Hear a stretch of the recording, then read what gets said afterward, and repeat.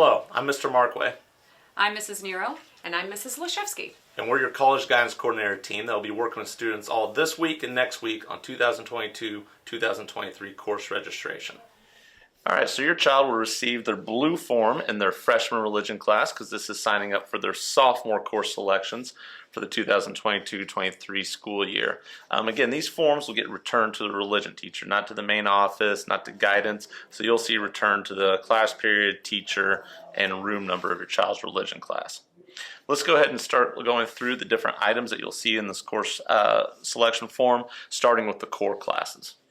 Starting with religion, all sophomore students will take the same two religion classes, so you can already see it's pre-marked for them.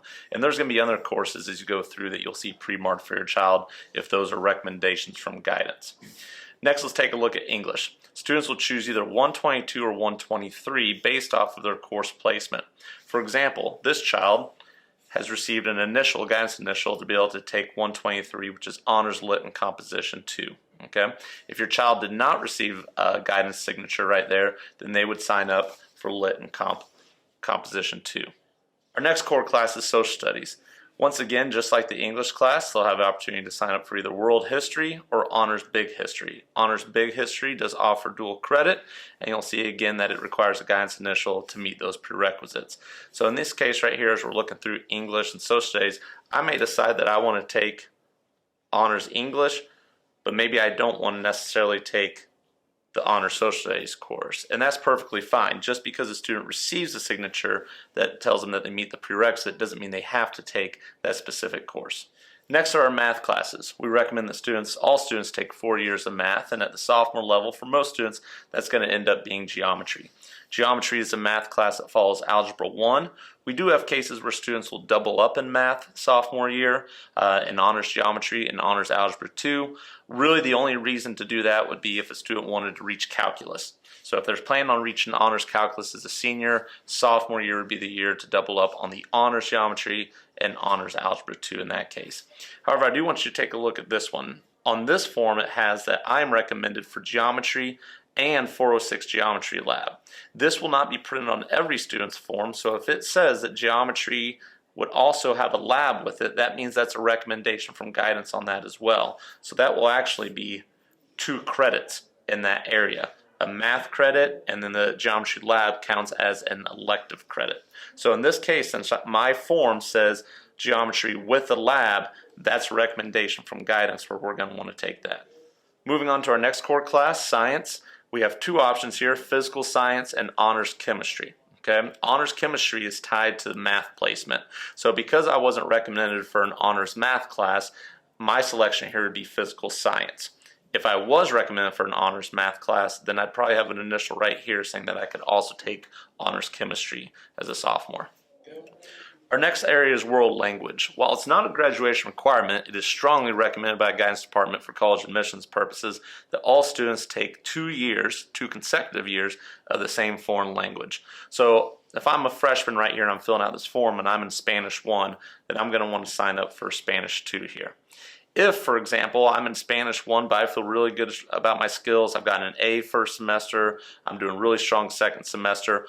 If I wanted to take Honors Spanish 2, I would need a teacher initial, not a guidance initial over here. So I would just go see my current Spanish teacher and try to receive an initial right there in order to take Honors Spanish 2. Finally, the last spot on the front of the page for the registration document is a study hall. A study hall does not count for a credit. A lab does. A math lab, a lit lab, those actually count as a credit. They're pass-fail courses. But a study hall simply replaces a course that you would take that semester. Students at St. Dominic can take a study hall every semester of high school and still graduate with the 28 required credits. So it's really up to you how you feel about your child, their time management, the different activities they're involved in, and whether or not you think that they could utilize a study hall. So for example here, I'm going to sign up for a first semester study hall, but not a second semester study hall. So when I go through the form, starting at the top, I can see I got 1 credit for religion, 2 at English, 3 at social studies, 4 and 5 on math because I'm taking a lab, 6 at science, 7 at Spanish, and I'm going to go ahead and take a study hall, so I'm at 7.5 on the front of this page, with students taking a total of 8 credits at St. Dominic High School. All right, on the back of the course selection form, that's where you're going to see your elective areas. Your visual and performing arts, also known as fine arts.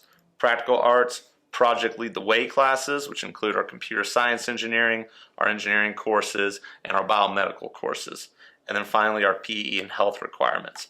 These statements are specific to your child's current status as far as graduation credits. So for example, under visual and performing arts, the statement reads, you must still complete 1 credit of fine arts for graduation. Another student's form might say that you have already completed the 1 credit.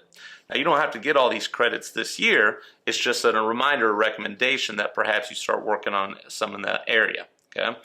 Same thing for practical arts, it'll give a statement right there specific to where your child is on that. I do want to point out that certain courses have applications required on them, so you'll get those applications in the guidance office. Students can stop by any time and grab them from the desk in there. They are due by February 11th. You also see in the Project Lead the Way courses that there are some guidance recommendations or requirements needed there. But finally, as we keep moving down the form on PE and health, I've already got this X here on PE because for this particular example, this student did not take PE freshman year, and that is a graduation requirement. So that's already marked in for me. So if I go back to the front, and I had counted these up, and I was at 7.5, including that study hall that's not worth a credit, but it is worth, it does replace one of those classes, I should say. So I go back to this side, that would actually become my 8th credit. All right, so that would complete my schedule.